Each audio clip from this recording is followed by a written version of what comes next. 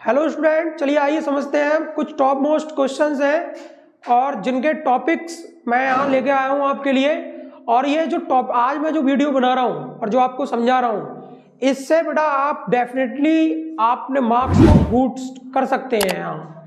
तो यहाँ देखो यूनिट 3 जो है हमारे पास में नेचुरल फिनोमिना, इसमें क्या पढ़ना है हमको।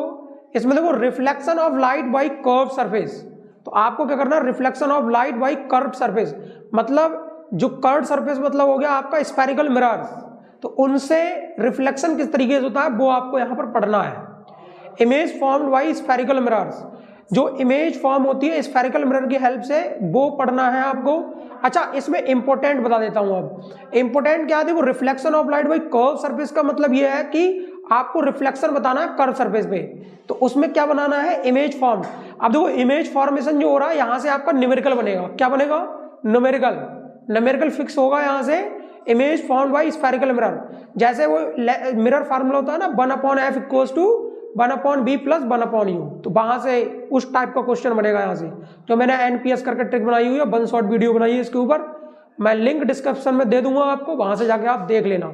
सेंटर ऑफ कर्वेचर, आप देखो इसमें क्या है ना, ये छोटे छोटे पॉइंट है, यहां से बनता है आपका शॉर्ट आंसर।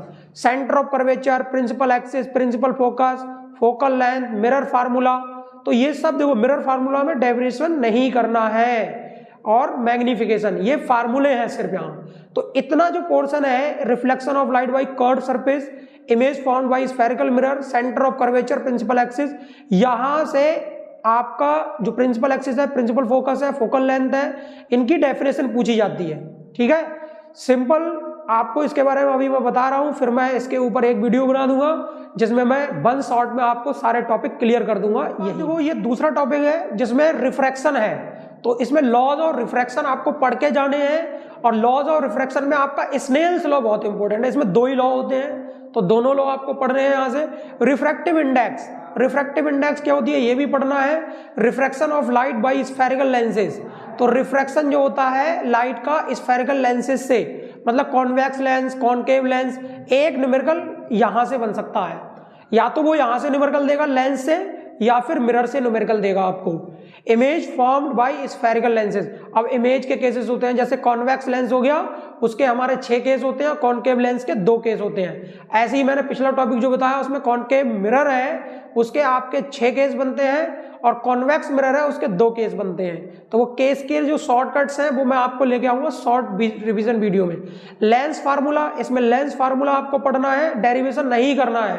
अब भाई देखो लेंस फार्मूले से बेस्ड न्यूमेरिकल बनेगा, तो यहां से लेके यहां तक पूरे टॉपिक में आपके 2 न्यूमेरिकल बने। पहला न्यूमेरिकल आपका जो रिफ्लेक्शन है स्फेरिकल सरफेस से वहां से बनेगा, दूसरा न्यूमेरिकल आपका बनेगा refraction through lenses, spherical lenses. ठीक है, और मैग्निफिकेशन पूछ सकता है उसका। Power of lens formula P बराबर 1/f से निकालना power of lens in human आई।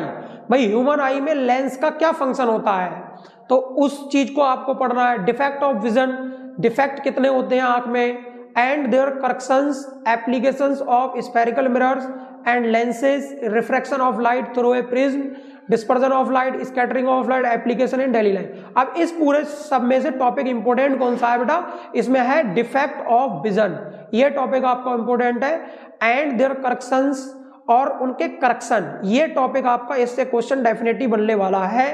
जो ह्यूमन आई में फंक्शनिंग होती है लेंसेज की, उसमें डिफेक्ट आएंगे, तो डिफरेंट, जैसे मायोपिया हो गया, हाइपरमेट्रोपिया हो गया, प्रेसबायोपिया हो गया, ये डिफेक्ट पूछे जाते हैं, और इनको करेक्ट करने के लिए हम किन लेंसेज का यूज करते हैं, ये शॉर्ट क्वेश्चन बनता है यहाँ से। ठीक है, 1-2 नंबर के क्वेश्चन आते हैं यहाँ से।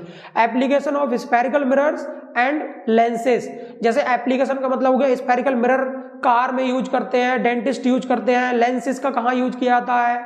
ठीक है, जैसे हम कंपाउंड माइक्रोस्कोप बनाते हैं तो उनमें लेंसेज का यूज करते हैं। Refraction of light through a prism, prism से आपका रिफ्रैक्शन पूछा जाएगा, ये यहाँ से, ये इंपॉर्टेंट टॉपिक है, इसको आपको पढ़ना है। Refraction of light through a prism, ये इंपॉर्टेंट है, पेपर में आएगा इससे। Dispersion of light, most important topic, dispersion of light, इससे क्वेश्चन बनेगा।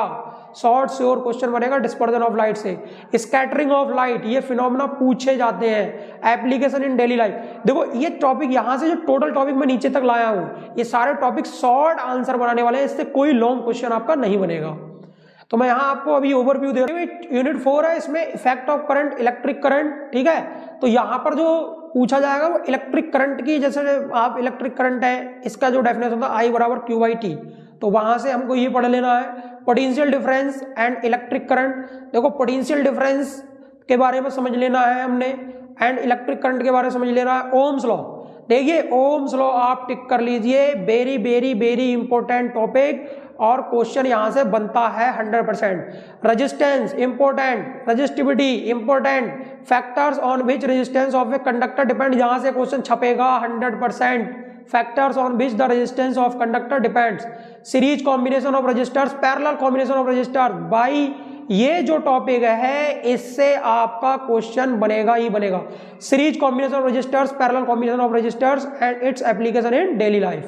जो सीरीज कॉम्बिनेशन होता है, पैरेलल कॉम्बिनेशन होता है, इसका आपको शॉर्ट श्योर क्वेश्चन बनेगा आपका। बेटा ये टॉपिक है heating effect of electric current, जो हीटिंग इफेक्ट होता है इलेक्ट्रिक करंट की वजह से, वो टॉपिक पढ़ लेना है। And its application in daily life, और इसके डेली लाइफ में क्या यूज है। Electric power, interrelation between PVI and R, ये चीज आपको कर लेनी है। Magnetic effects of current, magnetic effect of current ये पढ़ना है आपने। Magnetic field, field lines, field due to a current carrying conductor, field due to a current carrying coil और solenoid, force on current carrying conductor. देखिए इसमें से मैं important बता देता हूं, inter relation between PVI and R, जो ये चीज दे रखी ना, इससे आपका क्वेश्चन बनेगा।